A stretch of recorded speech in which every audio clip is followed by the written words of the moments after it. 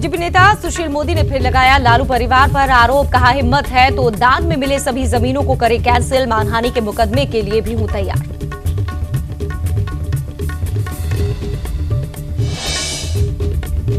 राष्ट्रपति चुनाव को लेकर मीरा कुमार की आरजेडी कांग्रेस से मुलाकात, कई अहम मुद्दों पर हुई चर्चा। यूपीए की राष्ट्रपति उम्मीदवार है मीरा कुमार। रांची पहुंचे आरजेडी सुप्रीमो लालू यादव, बहुचर्चित चारा घोटाले में होनी है लालू की पेशी, सीबीआई की विशेष अदालत में होंगे पेश।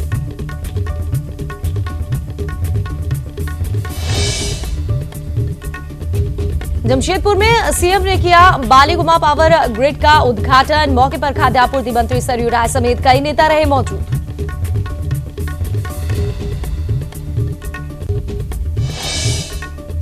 पाकुड़ में पुलिस पर पथराव करने का मामला, पॉपुलर फ्रंट ऑफ इंडिया के 47 कार्यकर्ता गिरफ्तार, अध्यक्ष उपाध्यक्ष को भी किया गिरफ्तार, सभी पर कुल 12 मामले दर्ज।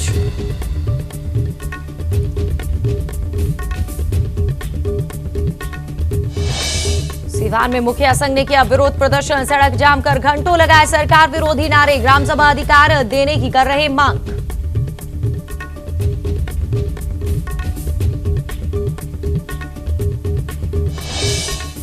भागलपुर में शराब पीते 4 पुलिसकर्मी गिरफ्तार, एसएसपी ने चारों को किया निलंबित, पुलिस लाइन में थे तैनात।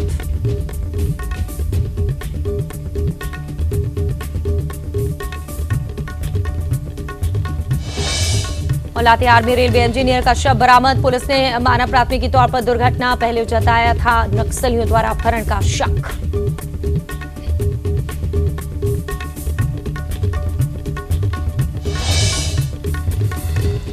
नमस्कार, आप सभी का स्वागत है न्यूज इंडिया पर और मैं हूं रजनी। विपक्ष की ओर से राष्ट्रपति पद की उम्मीदवार मीरा कुमार पटना पहुंची, जहां एयरपोर्ट पर उनका जबरदस्त स्वागत किया गया। बिहार आरजेडी समेत कांग्रेस के कई नेता एयरपोर्ट पर स्वागत के लिए पहुंचे थे। साथ ही बिहार कांग्रेस के प्रभारी सीपी जोशी भी मौजूद थे। 3 दिवसीय दौरे पर पटना पहुंचने पर मीरा कुमार ने कहा कि सोनिया गांधी के नेतृत्व में 17 पार्टियों ने मुझे साझा उम्मीदवार बनाया है। ये विचारधारा की लड़ाई है, ये देश के गरीबों, अनुसूचित जाति जनजातियों, सभी देशवासी के सम्मान की लड़ाई है।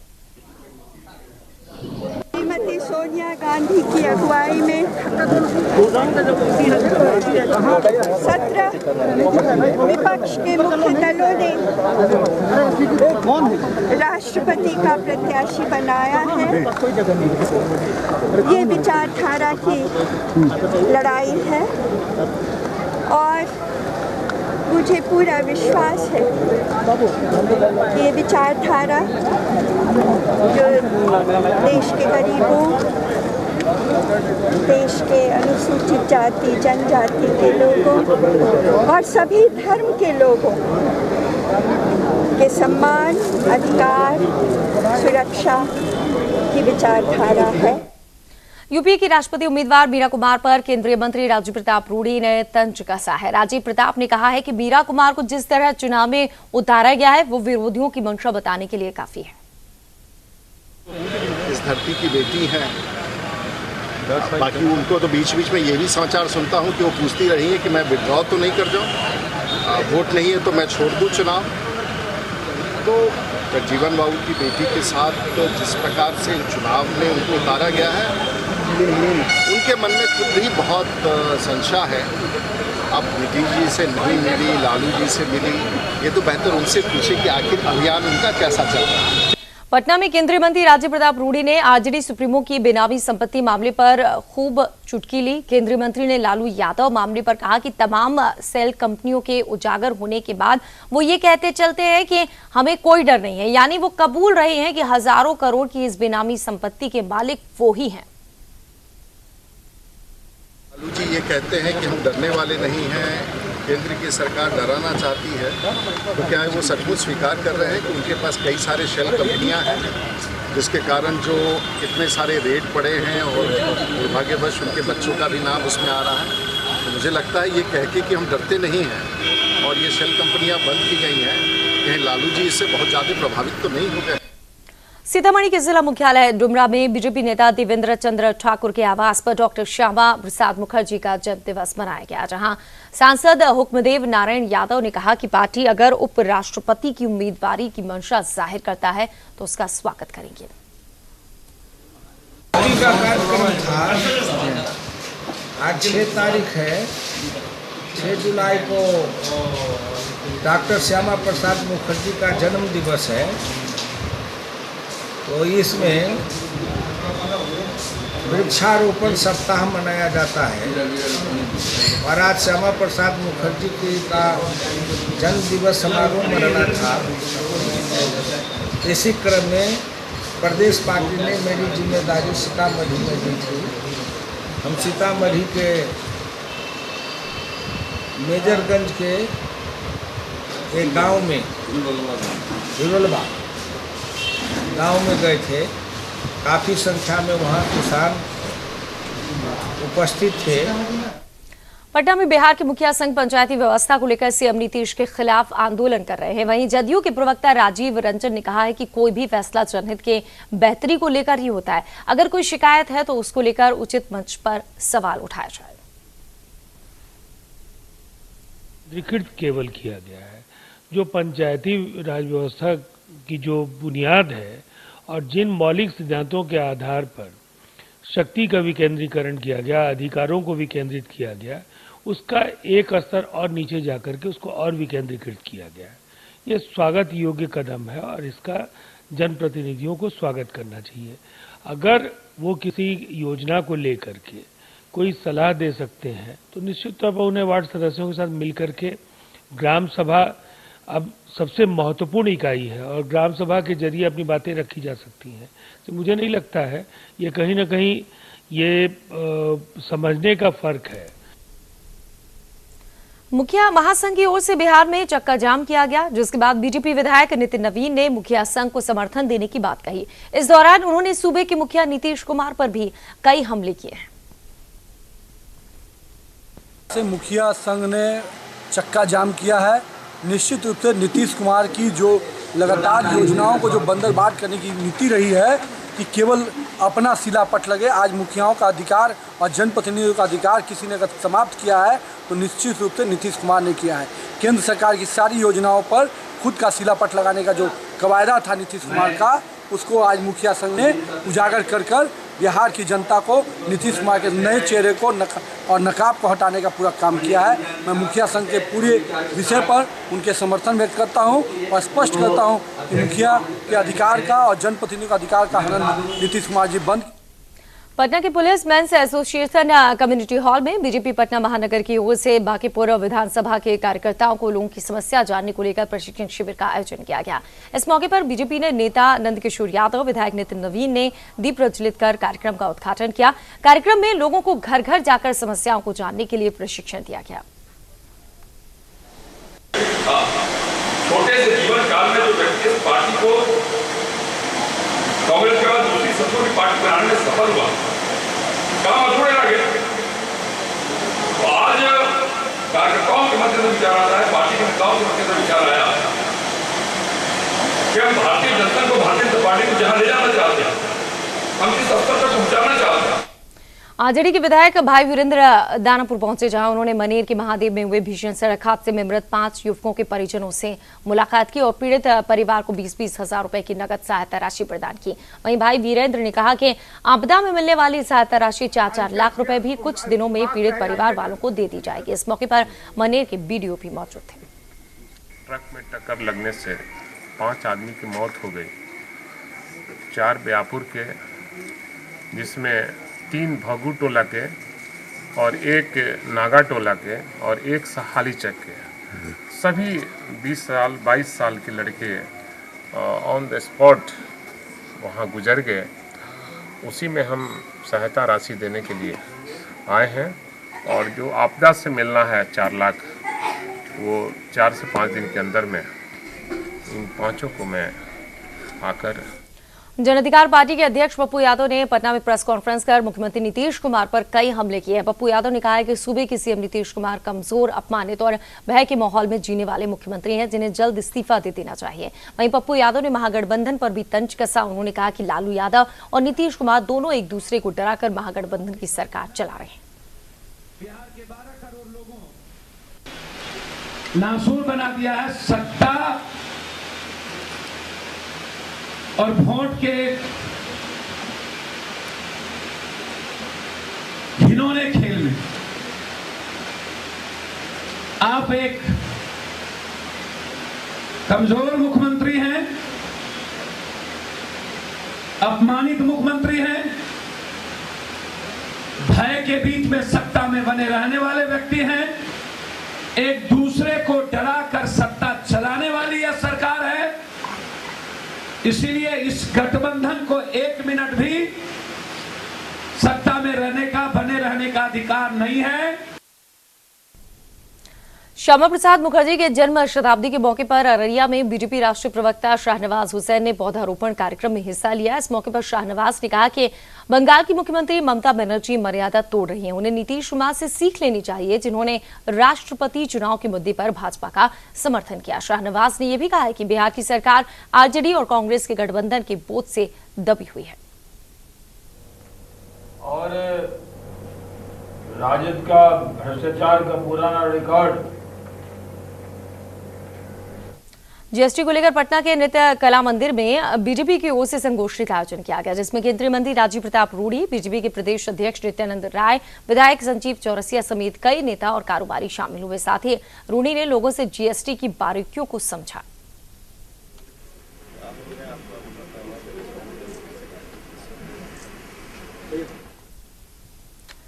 आरा में व्यवसायी हत्याकांड में पुलिस ने 2 महिला समेत 7 लोगों को गिरफ्तार किया है। आरोपियों से हत्या में इस्तेमाल की गई 3 पिस्टल, 15 गोलियां, 2 बाइक, 4 मोबाइल बरामद किए गए हैं, जिसकी जानकारी पुलिस अधीक्षक ने फिलहाल हत्या में शामिल अपराधियों को कुर्की के लिए कोर्ट में अर्जी दी गई है।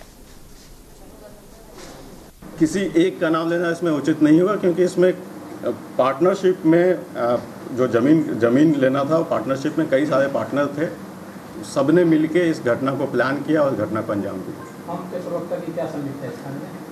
इसमें वो साजिशकर्ता के रूप में उनकी अभियुक्तिकरण हुई है। जो प्लानिंग इस घटना को कायद करने के लिए जो प्लानिंग हुई थी, वो चांद मियाँ के घर पे, उसमें कुल 14 लोग शामिल हुए थे। उसमें माननीय न्यायालय में वारंट के लिए प्रे किया गया था, जिसमें माननीय न्यायालय ने हम लोग को वारंट उपलब्ध करा दिया है और उसको जल्दी से जल्दी हम लोग उसमें कुर्की की कार्रवाई सुनिश्चित करें। सोशल मीडिया से सौहार्द बिगाड़ने वालों पर बड़ी कार्रवाई करने को लेकर कटिहार प्रशासन सख्त हो गया है। जिला अधिकारी ने विभागीय पत्र निकालकर व्हाट्सएप और फेसबुक के माध्यम से सोशल मीडिया में एंटी सोशल लोगों पर कड़ी नजर रखने की बात कही है। कटिहार आरक्षी अधीक्षक ने कहा है कि सोशल मीडिया में नजर रखने के लिए साइबर सेल को सक्रिय किया जा रहा है। सोशल मीडिया सेल का गठन किया गया था पूर्व में, जो अपना कार्य कर रहा है उसके तहत बड़ी मात्रा में जांच चल रही है और ऐसे सभी लोगों पर निगाह रखी जा रही है जो किसी तरह का उपद्रव पोस्ट कर रहे हैं या कर सकते हैं। यदि कोई भी ऐसे मामले दृष्टांत सामने आएंगे तो पुलिस सख्त से कार्रवाई करेगी। अभी हम लोगों ने एक पहला जो आदेश निकाला है वो अपने पदाधिकारियों के लिए निकाला है कि अगर उनकी जानकारी में ऐसा कोई मामला आता है तो क्या करेंगे। पहला चरण है कि अगर कोई आपत्तिजनक मैसेज है तो उसकी भर्त्सना करेंगे, और अगर कोई लिखित शिकायत प्राप्त होती है, किसी व्यक्ति समूह से शिकायत प्राप्त होती है, उसके ऊपर दंडात्मक कार्रवाई करेंगे। आज एक और हम पत्र निकालने जा रहे हैं सभी ग्रुप एडमिन के लिए और सभी सदस्यों के लिए। एक एग्जीक्यूटिव ऑर्डर है जिसके द्वारा से सबको ये चेतावनी दी जा रही है कि कोई भी व्यक्ति आपत्तिजनक सामान, आपत्तिजनक सामग्री पोस्ट न करे। यदि इस तरह की कोई बात आती है या कोई पोस्ट फॉरवर्ड करता है तो सबसे पहले तो उस व्यक्ति की भर्त्सना करनी है। सूबे के मुख्यमंत्री रघुवर दास ने जमशेदपुर को बड़ी सौगात देते हुए मानगो बालीगुमा पावर ग्रिड का उद्घाटन किया। इसके साथ ही झारखंड बिहार के उलीझारी पावर ग्रिड, चाईबासा और मनोहरपुर एवं रामचंद्र ग्रिड सब स्टेशन का लोकार्पण भी किया। इस दौरान खाद्य आपूर्ति मंत्री सरयू राय, जमशेदपुर सांसद विद्युत वरण महतो, जमशेदपुर उपायुक्त अमित कुमार समेत तमाम पदाधिकारी मौजूद रहे। कार्यक्रम का शुभारंभ मुख्यमंत्री रघुवर दास और खाद्य आपूर्ति मंत्री सरयू राय ने फीता काटकर किया। इसलिए हमारी सरकार की प्राथमिकता है कि हम आने वाले वर्षों में, ज्यादा नहीं 2 वर्ष के अंदर 2018 दिसंबर तक राज्य में जो 32,000 गांव हैं, जहां 60 लाख परिवार हैं, एक घर में हम बिजली पहुंचाने का काम करेंगे। ये मैं आपको घोषणा करता हूं। नागरिक क्षेत्रों के लिए जो बिजली है उसमें अगर हिस्सा उद्योग ने कहीं ले लिया है तो उसको उससे खाली कराया जाए, औद्योगिक आपूर्ति को दूर करके, और मानगोद क्षेत्र के नागरिकों को हम ये सुविधा उपलब्ध कराएं। झारखंड में लगातार बढ़ रहे सांप्रदायिक तनाव और बिगड़ती कानून व्यवस्था पर विपक्ष ने सरकार पर निशाना साधा है। खासकर झारखंड में किसानों की हालत, किसानों द्वारा आत्महत्या जैसे मामलों को लेकर सरकार पर वार किया है। इसी कड़ी में जेएमएम प्रवक्ता विनोद पांडे ने सरकार पर कई आरोप लगाए हैं। नहीं कि भारतीय जनता पार्टी के जो विधायक हैं, सांसद हैं या जो नेता हैं, उनके खिलाफ हमारे पास कोई सबूत नहीं है, ऐसा नहीं है, लेकिन हम उन पर इस स्तर पर गिर करके हम उन पर हमला नहीं बोल सकते। भारतीय जनता पार्टी को हम सिर्फ इतना सलाह देना चाहेंगे कि जिसके घर शीशे के होते हैं वो दूसरों के घरों पर पत्थर नहीं फेंका करते। धनबाद के डीसी लाइन को लेकर पक्ष और विपक्ष में आरोप प्रत्यारोप का दौर जारी है। इस दौरान बीजेपी सांसद पीएन सिंह ने कहा है कि लोगों की परेशानियों को कम करने के लिए केंद्र और राज्य सरकार लगातार प्रयास कर रही है और जितनी दूरी पर आग है उससे 2 किलोमीटर की दूरी पर रेल लाइन बिछाकर दोबारा रेल परियोजना शुरू करने पर भी सरकार विचार कर रही है। वहीं न्यूज इंडिया ने कई विधायकों और नेताओं से बात की तो सबने अपने अपने अंदाज में बातें रखी। अभी तत्काल लोगों को भले ही परेशानी हो रही है, लेकिन हमारी सरकार यह सुधारात्मक जो भी प्रक्रिया अपनाई है सरकार ने, जब सुधार हो करके और इसके अच्छे परिणाम आएंगे तो लोग इसकी वाहवाही कहेंगे। आज भले लोगों को लग रहा है कि हमको तकलीफ हो रही है, लेकिन हम कहीं से भी लोगों को आग के कुएं में ढकेल नहीं सकते हैं। जिस कुएं को तैयार किया कांग्रेस पार्टी ने, उस कुएं के अंदर हम लोगों को नहीं ढकेल सकते। रेल लाइन बंद देखिए, उन लोगों को कोई काम नहीं तो करेगा क्या? हम लोग का जो काम करवाना है, इसलिए हम लोग दिल्ली पहुंचे। दिल्ली पहुंचकर जगह पर हम लोग बात रखे, अब कैसे चालू है इसके हम लोग विचार कर रहा है। 2-3 दिन लगातार छुट्टी रह गया, इसके चलते नहीं आ पाया होगा हमको लगता है। विपक्ष बेरोजगार है, बेरोजगार है, कोई काम ही नहीं उन लोग के पास। ये डीजीएमएस का रिपोर्ट है और लिखित रिपोर्ट लोगों ने दिया है। कौन लिस्ट लेगा? बेटा जमीन दो हो गई, इसका लिस्ट कौन लगाएगा? 2 डब्बा 4 डब्बा गिर जाए आग में, इसका लिस्ट कौन? नियम प्रावधान है कि रेल लाइन के लिए 12 मीटर की जमीन और उसके बाद सटी हुई दोनों तरफ से 45-45 मीटर की जमीन फिर रेल का अधिकार, और उस पर किसी भी तरह से कोई भी आदमी, इवन अगर सोने की खदान भी हो, तब भी रेलवे की जमीन पर उनको अधिकार नहीं है कि कोई किसी तरह की माइनिंग करे। आग के संबंध में उनका क्या कहना है? आग को बुताने के संबंध में क्या कहना है? खतरास से लेकर चंद्रपुरा तक की लाइन के संबंध में क्या कहना है? यह बात लोग नहीं कह रहे हैं। जनता को इस बात को समझना चाहिए कि भारतीय जनता पार्टी के जो लोग हैं, चाहे वो सांसद हैं, चाहे विधायक हैं, चाहे आम जो कार्यकर्ता हैं, सभी लोग इस क्षेत्र को अंधेरा में पहुंचाने का काम कर रहे हैं, षड्यंत्र कर रहे हैं। जमशेदपुर में कांग्रेस कार्यकर्ताओं की बैठक में अंतर्कलह देखने को मिली। बैठक में कई कार्यकर्ता 2 गुटों में बंट गए, जिसके बाद बैठक में कई घंटे हंगामा हुआ। बैठक में हंगामा प्रदेश अध्यक्ष के चुनाव को लेकर हुआ। हंगामे के दौरान प्रदेश अध्यक्ष सुखदेव भगत और राज्यसभा सांसद प्रदीप कुमार बलमुचू मौजूद थे। दरअसल पूरा मामला प्रदेश अध्यक्ष के चुनाव को लेकर कई गुटों में बटी कांग्रेसियों के वर्चस्व की लड़ाई बनता जा रहा है। पूर्व प्रदेश अध्यक्ष सह राज्यसभा सांसद प्रदीप बलमुचू और वर्तमान प्रदेश अध्यक्ष सुखदेव भगत 2 अलग अलग खेमों में कांग्रेस की राजनीति पिछले कई दिनों से कर रहे हैं। ये दोनों गुट माइकल जॉन ऑडिटोरियम में आमने सामने हुए तो माइकल जॉन ऑडिटोरियम का नजारा रण क्षेत्र में बदलता नजर। हुआ नहीं, अब होता है थोड़ा ज़्यादा आवेश है, आवेश में लोग ज़्यादा उत्साहित हो जाते हैं, जिसके चलते लगता है सब लोग अपनी बातों को रखना चाह रहे थे, इसके चलते सब अफरा तफरी हुई है। मगर ऐसा कोई भी ऐसी कोई बात नहीं है जिससे कहीं पर ऐसा लग रहा है कि देखिए सब लोग यहाँ पर थे। और हर स्तर पर इस प्रकार की परिपाटी कहीं आती है तो आप जरूर हमें बताएं, प्रोटेस्ट करें, क्योंकि हक आपका है, हक अधिकार आपका है। और हम चाहते हैं जब तक उसमें इस प्रकार चीजें नहीं आएंगी, हम फिर होगा कि पिक एंड चूज वाली बात हो गई। और पता चला कि सुखदेव भगत का आदमी है, दुलाल जी का आदमी है, प्रदीप का आदमी है, पता चला तो सबका आदमी है, लेकिन कांग्रेस का आदमी नहीं। झारखंड में सीएनटी एसपीटी एक्ट में प्रस्तावित संशोधन के मुद्दे पर चल रहा वार थमने का नाम नहीं ले रहा है। रांची में टीएसी की बैठक में सीएनटी एक्ट की धारा 21 और एसपीटी के एक्ट की धारा 13 में प्रस्तावित संशोधन को निरस्त करने के फैसले और फिर फैसले पर कैबिनेट की मोहर के बाद सियासत तेज होती जा रही है। विरोध का स्वर अब ज्यादा मुखर हो गया है और विपक्ष को सत्ता पक्ष पर हमले बोलने का मौका भी मिल गया है। सत्ता पक्ष जोरदार तरीके से सरकार के इस फैसले का स्वागत कर रहा है, तो वहीं पक्ष का ये कहना कि बीजेपी अपनी खिसकते जनाधार को देखते हुए बैकफुट पर जा रही है। कांग्रेस ने तो इस मुद्दे पर पीएम नरेंद्र मोदी के साथ मुख्यमंत्री रघुवर दास पर भी हमला बोला। क्या मजाक बना लिया? सदन का कोई गरिमा नहीं रखा आपने? सारे मंत्री लोग भी नाराज हैं। सदन नहीं बढ़ाया जा सकता। जब एक बार सदन आ गया है तो आप नहीं बढ़ा सकते सदन, लेकिन आपने इसलिए बढ़ा दिया कि आप चाहते हैं कि 7 तारीख को हम लोग सदन में सीएनटी और एसपीटी एक्ट संशोधन करके बिल पास कराएं। अगर रघुवर दास में है हिम्मत तो पास करे। कांग्रेस पार्टी हम लोग देखेंगे विधानसभा में, किसी कीमत पर हम लोग नहीं लाने देंगे। इसके लिए कुछ भी करना हो हम करेंगे। दूसरी बात यह है, रघुवर दास जी को इतना ही शौक है तो भारतीय जनता पार्टी के ऑफिस में बिल बनवा लें। ऐसी कौन सी परिस्थिति आ गई है कि सरकार को संशोधन एक्ट लाने पड़ रहे हैं? क्या किसी सामाजिक संगठनों ने कहा? क्या किसी राजनीतिक संगठनों ने किया?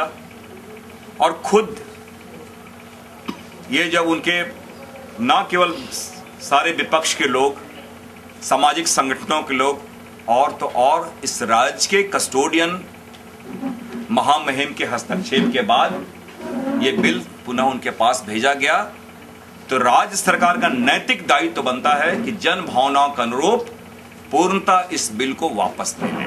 एक्ट में जो अभी चर्चा का विषय बना हुआ है, सभी संगठनों से राय विचार विमर्श, विधायक, सांसद, एसपी सभी से राय विचार विमर्श करने के बाद मुख्यमंत्री ने निर्णय लिया है और जो पहले धारा था सीएनटी धारा 21 और एसपीटी एक्ट धारा 13 में जो है उसको निरस्त किया है, उसको वापस लिया है।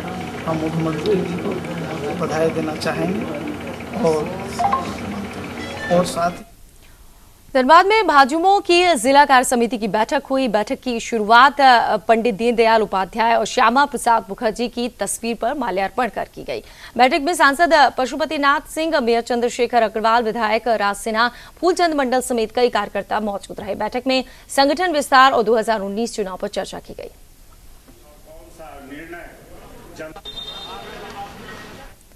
चारा घोटाला मामले में राजद सुप्रीमो लालू यादव 7 जुलाई को सीबीआई की कोर्ट में उपस्थित हो सकते हैं। चारा घोटाले से जुड़े आरसी 64A96 मामले की शुक्रवार को सीबीआई की विशेष अदालत में सुनवाई के लिए तिथि निर्धारित है और लालू यादव की ओर से पूर्ण अनुमति याचिका दायर नहीं की गई है। देवघर कोषागार से अवैध निकासी से जुड़े इस मामले पर लालू यादव के अलावा जगन्नाथ मिश्र समेत कई लोग आरोपी हैं। शुक्रवार को गवाहों के बयान दर्ज किए जाएंगे। 96 जो मामला जो देवघर कोषागार का मामला है, इसमें चूंकि माननीय न्यायालय में भी प्रक्रिया चल रही है, न्यायिक प्रक्रिया चल रही है। उसी न्यायिक प्रक्रिया के तहत चूँकि डिफेंस विटनेस का चल रहा है, डिफेंस चल रहा है लालू प्रसाद यादव जी का, तो उसी में गवाही का भी है। अगर गवाह लाते हैं तो आना है और आकर अपना गवाही के समय में रहेंगे, अपना गवाही देंगे। जमशेदपुर के मोहरदा इलाके में मुख्यमंत्री ग्राम सेतु योजना के तहत मुख्य पुल का निर्माण किया जा रहा है, जिसका शिलान्यास सांसद और विधायक ने संयुक्त रूप से किया। बताया जाता है कि पुल कई दिनों से जर्जर था। वहीं सांसद विद्युत वरण महतो ने कहा है कि सरकार जनता के लिए समर्पित है और हर तरह की समस्या के समाधान के लिए सरकार कटिबद्ध है।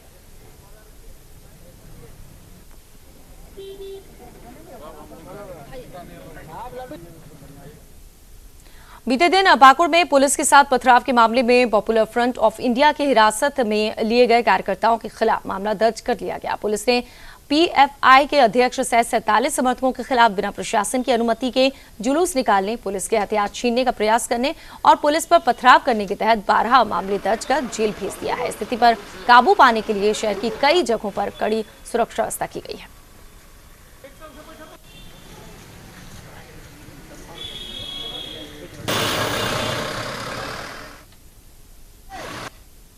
लातेहार के बालूमाथ थाना इलाके में बुकरू ग्राम के महुआ टांड टोले में राइफल इंफ्रा के कैंप से कुछ दूरी पर गड्ढे से रेलवे इंजीनियर मधु समझदार का शव बरामद किया गया है। बताया जाता है कि टोरी शिवपुर रेल लाइन के ब्रिज के कार्य चल रहा था। वहीं झारखंड पुलिस प्रवक्ता का मानना है कि ये दुर्घटना हो सकती है, लेकिन पोस्टमार्टम के बाद ही मौत के कारणों का खुलासा होगा। हालांकि सभी बिंदुओं पर जांच हो रही है।